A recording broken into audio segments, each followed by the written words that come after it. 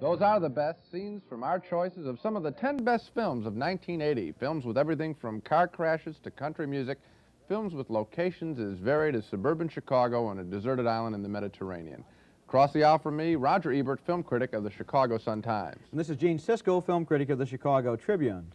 Well, choosing the year's best films is an annual ritual for film critics, even after years like 1980, which was one of the worst in recent history for great or even for good movies.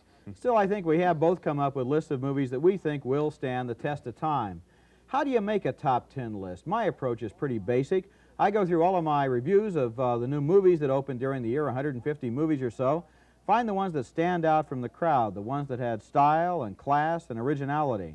And that's certainly true of our first film, Coal Miner's Daughter, a film that made both of our lists. Well, Roger, Coal Miner's Daughter made my top 10 list because it's so much more than a standard show business biography, even though it is the biography of country singing star Loretta Lynn. What makes this film special is its rich sense of place, the rural South, and the way it honors the concept of the family, the impoverished but strong family that produced Loretta Lynn.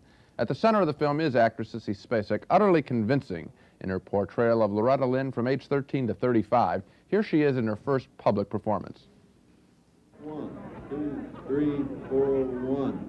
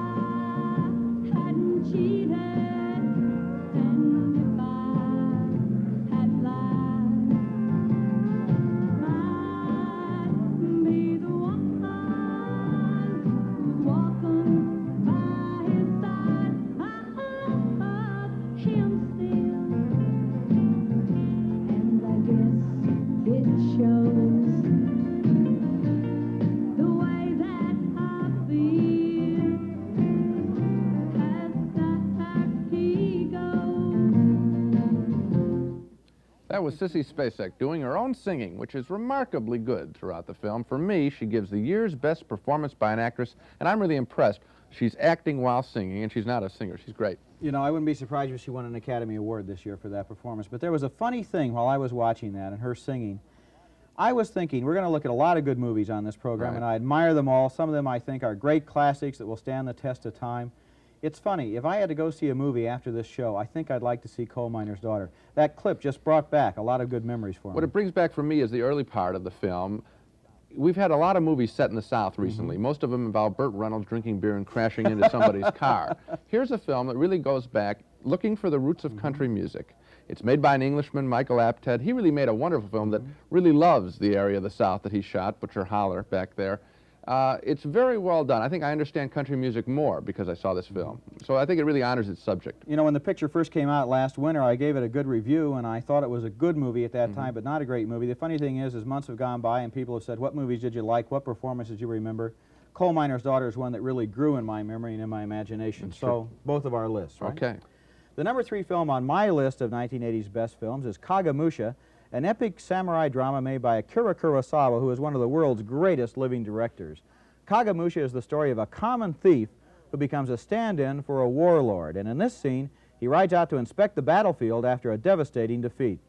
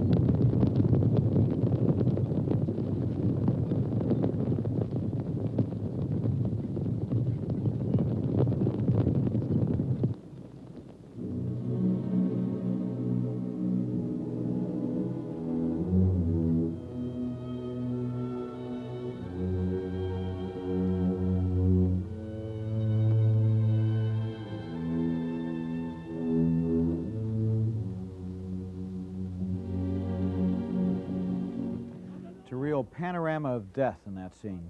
What's most interesting about Kagamusha is that this movie does not glorify the adventures of the samurai, and it doesn't portray them as courageous, heroic warriors. In fact, and this is amazing, the whole movie doesn't even have one single shot of individual samurai in hand-to-hand combat.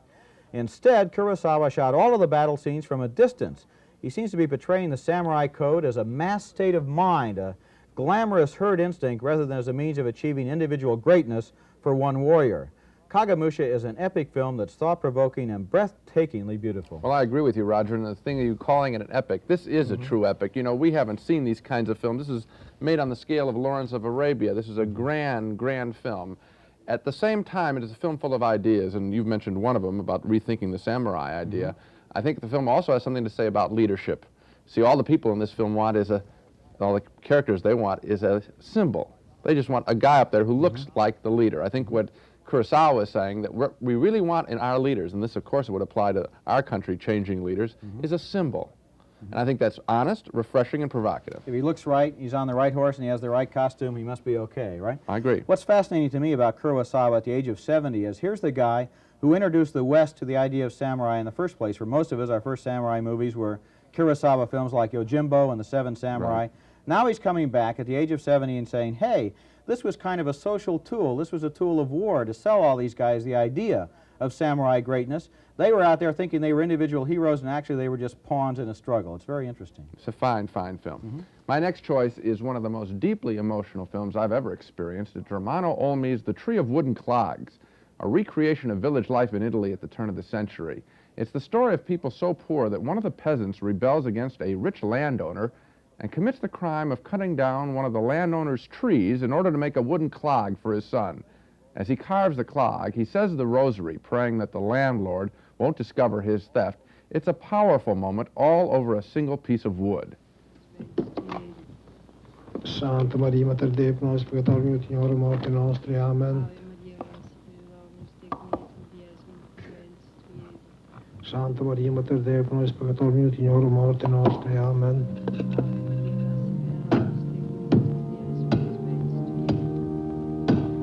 Santa Maria, Mater Dei, pro nobis peccatoribus, ut in hora mortis nostri. Amen.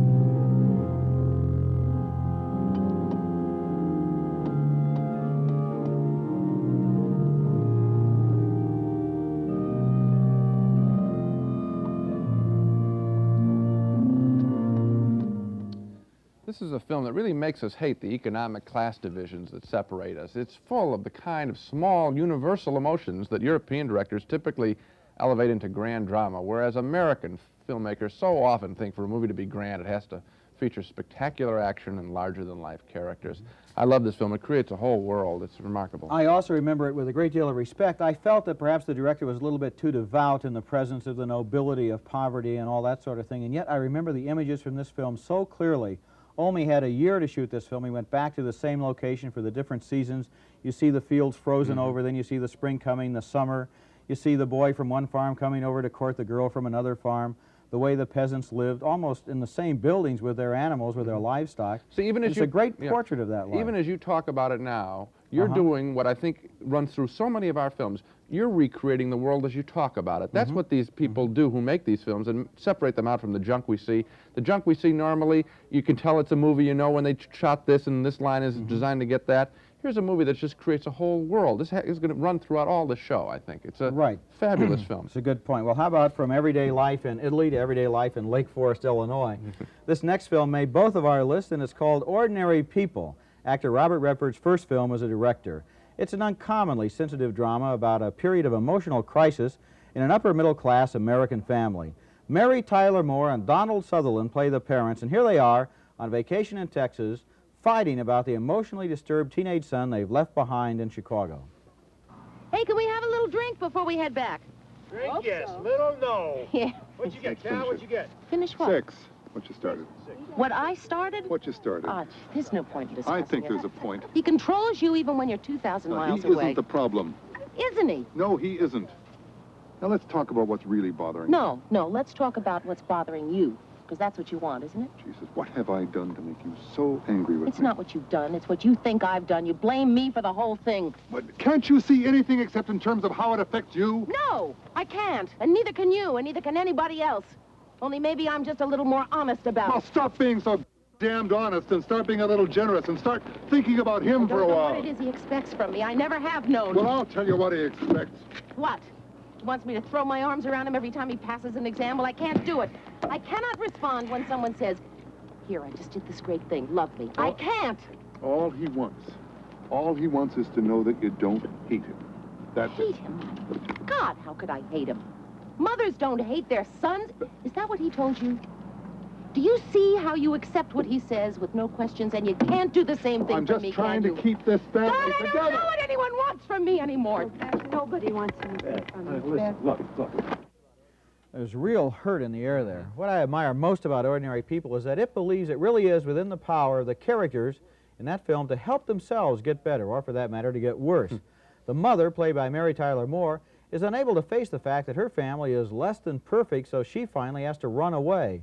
But the father and the son do get better, and the movie shows how a family can help its members to learn to grow, change, and love. Well, you picked my favorite scene in that movie, and it's an exceptional film. I love the location that director Robert Redford picked for that fight. A golf course, a luxurious golf course, the American dream, and he's showing what's really under there, some breaking apart, hard emotions. You can see in that one scene, it's so beautifully written, the years that have led up to that kind of a battle. This is a wonderful film about life as it is lived by people. I think it's terrific. You know, I was thinking back to the show we did a year ago on the 10 best films of last year, and our best film that year, I think, was Kramer versus Kramer. right. Here's another very good one about the same sort of milieu, the same kinds of people, and it goes underneath that wonderful exterior to show basic human problems that everybody can understand. These are great films, and I wish they were the standard of the American film industry. My next choice is a controversial one. Controversial because a lot of people I know would not only not put the Blues Brothers on their top 10 list, they might put it on their 10 worst list. Obviously, I disagree. I found the Blues Brothers to be a wonderful mix of action, music, and comedy. Here's one of my favorite scenes in the film. It takes place in a South Side Chicago diner as John Belushi and Dan Aykroyd, the Blues Brothers, attempt to persuade an old musician friend to help them raise some money to save an orphanage. The musician's wife, Aretha Franklin, objects. Would it make you feel any better if you knew that what we're asking Matt here to do is a holy thing? You see, we're on a mission from God. Don't you blaspheme in here. Don't you blaspheme in here. Now, this is my man. This is my restaurant. You two are going to just walk right out that door without your dry white toast, without your 4 fried chickens, and without Mad Guitar Murphy. Now, you listen to me. I love you, but I'm the man and you're the woman, and I'll make the decisions concerning my life. You better think about what you're saying. You better think about the consequences of your actions. Oh, shut up, woman. You better think about what you're trying to do to me, yeah. Think, let your mind go, let yourself be free. Let's go bang, let's go bang, let's go away on the wag wing. I didn't even know you couldn't have been too much more than 10. Just stop. I ain't no psychiatrist, I ain't no doctor with degrees. It don't take too much IQ to see what you're doing to me. You better think about what you're trying to do to me. I'll think, let your mind go, let yourself be free. Oh, freedom, freedom, freedom, freedom, freedom, yeah, freedom, freedom, freedom, freedom, freedom, freedom, oh, freedom. Hey, think about it, you, think about it, there ain't nothing you could ask, I can answer you now. But I was gonna change that I'm not even keep doing things I don't. Hey, think about what you're trying to do to me. Think, mind will let yourself be free. Spectacular. That's the way to shoot a musical. Take a common location and make it explode with music. The Blues Brothers is full of scenes like that one, energetic scenes that express the joy and energy of big American cities. I thought this was one of the very few big-scale movies in 1980 that worked. I had a good time from beginning to end. I had a good time, too. I thought the movie was a lot of fun. I didn't put it on my best 10 list, and I'll tell you why. I thought it was too overblown. I love Belushi, I loved Aykroyd, I love the music, Aretha Franklin, Ray Charles. But if it's funny to have one squad car run into another squad car, it's not necessarily funnier to have 20 squad cars run into 20 other squad cars. I didn't think it was necessary to go to those extremes. Well, I liked the bigness of it. I liked the bigness of the explosions. I liked the bigness of the crashes. I was really amazed that we've had Belushi and Aykroyd made a lousy big film, 1941, a year ago. This one, I think, worked from beginning to end. Okay, well, that's a film that's only on your list. Here's a film that's only on my list. Paul Schrader's American Gigolo stars Richard Gere as a Beverly Hills escort for hire who makes his living as the paid lover of rich women. The movie is a fascinating study of his lifestyle, of his clothes, his car, the whole world he inhabits. And then it shows that world falling apart when real emotions begin to sneak into it. This is a scene from early in the film showing Richard Gere talking to Lauren Hutton. She's the wife of a rich state senator. He thinks she's a possible client. Their verbal sparring here is fascinating. Why did you come on to me? Like I said, I made a mistake. I heard you speaking French. Often in these big hotels, you run into women from foreign countries who may need a translator or a guide. And they hire you? Yes.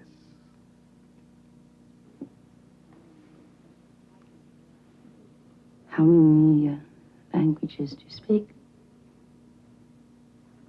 5 or 6. Plus the international language. That's right.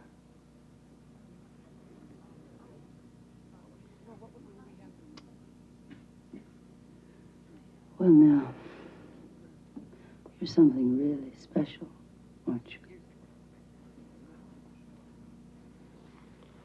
You want to talk. I saw you sitting here. You wanted me to come over. I came over. I know what I see. How much would you have charged me? As what, translator or guide? No. Just one time. Now, you've made a mistake. I don't do that. You don't, huh? I know what I see, too. Well, it looks like they're arriving at a pretty basic understanding there. There's incredible eroticism in that scene. But then something happens they don't expect to happen. They really do fall in love with one another, and that emotion demolishes the islands of security the characters have built around themselves. American Gigolo is a movie about love as a subversive force, undermining a materialistic approach to life. I'm glad you picked the film and made my list of runners-up, and I like this director, Paul Schrader. He makes interesting films about American cities, this time Beverly Hills. It's like he took a jewel, a diamond, lifted it up and found a lot of slimy creatures crawling around in those streets. And when he shows us those streets in daylight, it even looks like nighttime. He filters it. It's a real tough look at that town. I like it. You mentioned Paul Schrader. I think he's a name that a lot of people aren't familiar with yet, and yet he's one of the best directors in Hollywood. I agree. He directed Hardcore and Blue Collar. He wrote the screenplay for Martin Scorsese's Taxi Driver. co-wrote the screenplay for Scorsese's new film, Raging Bull. He's really a very talented young filmmaker. That's quite a list. And speaking of Raging Bull, finally, here is my choice for the #1, the year's best film. It is Raging Bull, the story of fighter Jake LaMotta, as played by Robert De Niro and told by director Martin Scorsese. It's really the story of urban violence and how it springs from people who know no other way of getting themselves heard. Here's a scene that shows LaMotta's trigger-quick temper. His second wife, Vicky, merely says to LaMotta that the next fighter he's scheduled to meet is good-looking. That one comment sends him into a paranoid, jealous rage. What's the problem? Stop eating, that's all. You can do it. You don't understand anything. Do you understand that? You know, Joey's right. This Gennaro's an up-and-coming fighter. He's good-looking, he's popular. You beat him now. Excuse me. What do you mean good-looking? I'm not saying good-looking, I'm saying popular. If you win... What were you to say, good-looking? I didn't say anything. I'm just telling you Joey's right. Hey, what are you, an authority or what? No, take it. Get out of here. Take the baby and get out of here. Everybody, all the sons an authority about this. She's telling me, where'd she find out he's good-looking, first of all? And here, in his fight against that good-looking face, LaMotta flies into a bestial rage and pummels the fighter's face as director Martin Scorsese shows us in unrelenting, bloody detail exactly what boxing is about.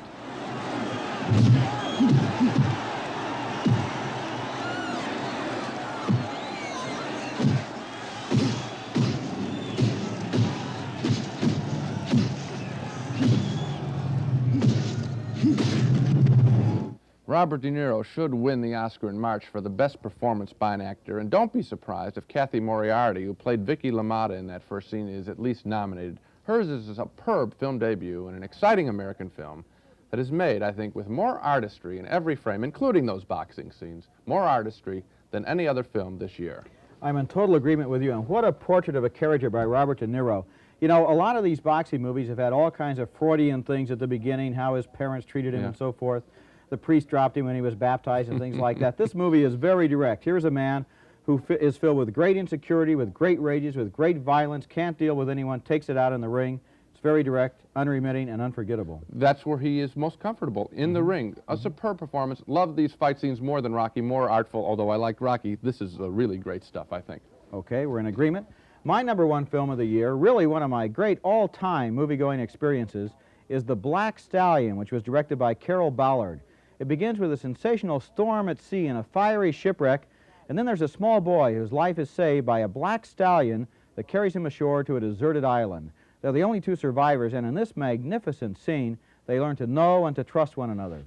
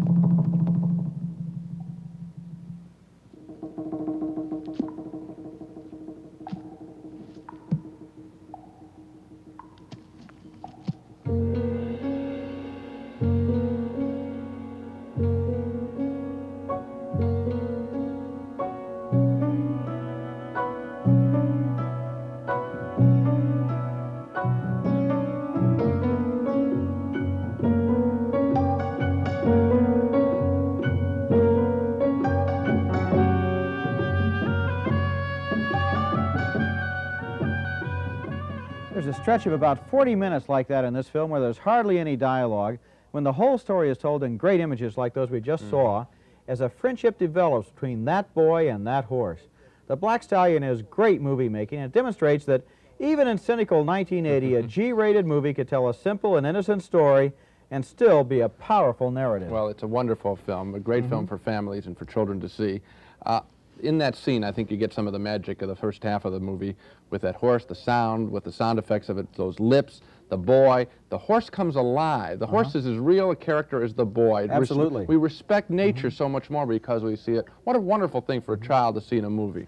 You know, I've seen this movie twice with kids in the audience, and oftentimes with children's movies, the kids are running up and down the aisle and fighting with their little brothers and sisters because they're bored by what's on the screen. Not this one. With this film, they were sitting there mesmerized. It was like an education for them and how great a movie could be. I agree with you. Okay, we've taken a look at some of our favorite films of the year. Now let's look through our entire lists. Here is my list of the year's top 10 films, beginning with Robert De Niro's knockout performance as fighter Jake LaMotta in Raging Bull. Second, Robert Redford film of Ordinary People. Third, Coal Miner's Daughter with Sissy Spacek as country singer Loretta Lynn. Fourth, The Tree of the Wooden Clogs, or Mono Olmi's portrait of an Italian peasant colony. Fifth, Kagamusha, Akira Kurosawa's 16th century Japanese samurai drama. Sixth, Being There with Peter Sellers as Chance the Gardener. This was a 1979 film as far as the Academy Awards were concerned, but except for a couple of cities, Being There played everywhere else in this country in 1980. Seventh, The Black Stallion, another 1979 film for the Oscars, but a 1980 film for most of the nation. Eighth, The Blues Brothers, an uproarious musical comedy with John Belushi and Dan Aykroyd. Ninth, The Great Santini with Robert Duvall as a concerned father we love to hate. 10th, The Stuntman, a tricky mystery that celebrates the ways movies manipulate us. Okay, Gene, that's your list. Here's my list of the year's 10 best films. First on my list is The Black Stallion, a visionary epic about a boy and a horse. In second place, Martin Scorsese's Raging Bull.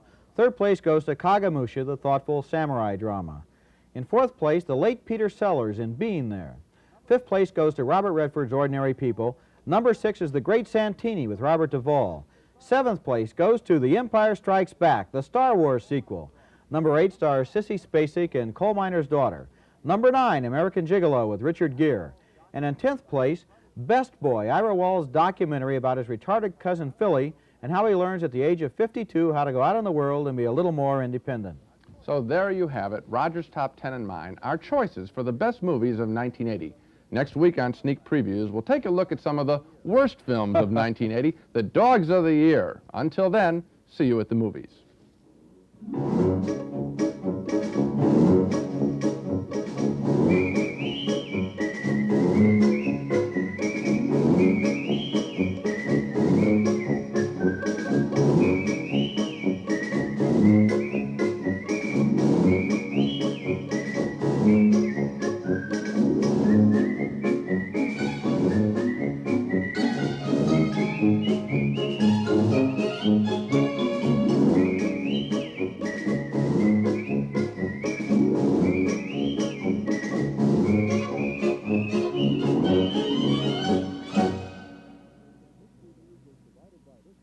Funding for Sneak Previews was provided by this station and by other public television stations.